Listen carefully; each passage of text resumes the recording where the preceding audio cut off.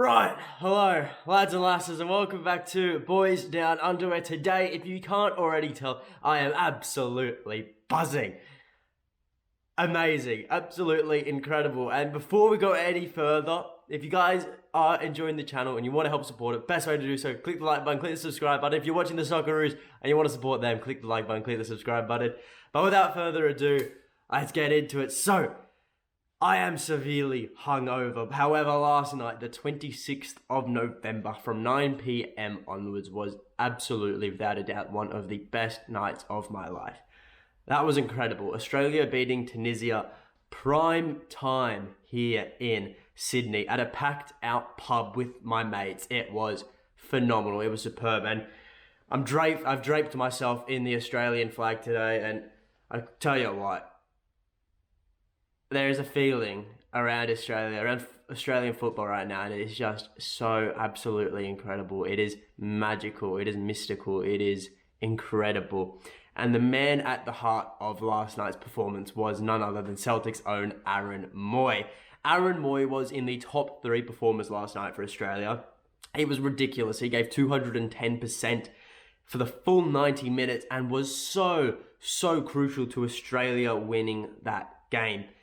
And the stats speak for themselves. I'm not a big stats guy. Oh, actually, I am a bit, but the stats do speak for themselves. 68 touches of the ball, 3 of 3 tackles won, 4 out of 6 ground duels won, 1 interception, 1 clearance, 1 key pass. And not to forget what the stats won't show, which is the absolute composure he displayed on the ball throughout the entirety of the match, and most notably and most certainly the final 15 minutes. His leadership shone through. Every single time Australia were on the back foot in that final 15 minutes, when we got out of danger, he was at the heart of it. Whether it be winning back possession, whether it be picking up a loose ball and holding onto it for a solid 30 seconds or so, then making a good outlet pass, he was phenomenal. And it is incredible to see, because every single Australian fan knows Aaron Mooy has that in him. He put in a similar performance against Peru, but this has got to be one of his, if not the best performance of Aaron Mooy in an Australian jersey. Aaron is well and truly incredible. He will go down in Socceroos history as one of the greatest to ever play for the Socceroos. Aaron Mooydrich, some would call him. Zinedine Zamoy even. Latar Moitas. Andreas Inimoista. The list goes on and on. You can put his name into basically anything, but I think I'll stick with the classic Moisey, as my dad has dubbed him. Now, with Mooy's performance and with so many other incredible, from what was one of the best team performances in Australian football history, Australia are now 1 result away from making it to the round of 16 for the first time in 16 years. We need to draw against Denmark, provided France beat or draw with Tunisia, but we will have to beat Denmark if Tunisia get a result against France. That is a win. Either way, so we need a result. We can't, if Denmark beat us, it's all over. So we need a result at the bare minimum to increase our chances of going through. But we've put ourselves in a phenomenal place right now. And a lot of people ask me, they always go to me, Aiden, is there any Aussie footballers at the moment that Ange could look at bringing to Celtic? Now, unfortunately, though, the one that I think everyone would want at Celtic is Harry Souttar, Scottish-born Australian. He was going to represent Scotland. However, he never got the call up, unlike his brother, so he went to Australia. Now, originally, I believe his market value was somewhere around £20 million playing for Stoke, but with last night's performance, I think it's gone up to £40 million, so there is no hope Celtic will be signing Harry Souttar anytime soon. But there is one player I'd like to single out, and not someone I think anyone is going to expect. For Australia's right back, Fran Karacic. Celtic need a right back, as we all know, with the Juranovic situation, and Karacic was absolutely phenomenal last night. He was put into the squad because of an injury to Nathaniel Atkinson, and he absolutely shone right through. 26 years old, he plays in the Serie B for Brescia. I'm sure Ange has certainly taken note of that performance from Karacic. He's 26 years old, he's in the prime of his career. He played phenomenal last night.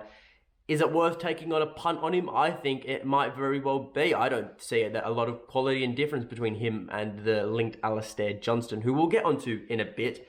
But speaking of right backs, I have seen a lot a lot of meltdowns online in regards to Juranovic yet again rejecting Celtic's contract extension proposals. I don't see why people are, getting worked up over this. He is still under contract until 2026, and I don't think any of the fans even expect him to stay till 2026. I certainly do not. So people don't even have to worry in my eyes. If I had to guess, I don't think Juranovic's heart is completely at Celtic anymore. And there's no issue with that. Everyone moves on. But now we just bring in someone else, and whether that be Alistair Johnston or not, we'll have to wait and see. I've proposed Fran Karacic now. I'm maybe still riding a high from last night, but it is still a very good option. And to be fair, Alistair Johnston does seem keen on Celtic. Answering a question about the links, he said, "To be linked with a club like Celtic is something I think every footballer is excited by. It's one of the most passionate fan bases in the world. It's a club that even people who don't follow football know who it is. I'm super excited to be linked with them, but as I say, the focus is solely on the national team. We've done a really good job blocking out the noise. We're pretty focused on the task at hand and personal things. Club things will get sorted out once January hits. My phone has been blowing up. It nearly put my iPhone out of commission halfway through a World Cup. But now the focus is on the national team." He's got the idea, biggest club in Scotland, most passionate fans in the world. He understands what Celtic is all about. And even if, like me, you are skeptical on Johnston for whatever reason that may be, for me, it is the fact that I don't think he is worth the price tag set on him. However, some are skeptical because he has one of the worst footballing names ever. How can you have Alistair as your first name and Johnston as your second name?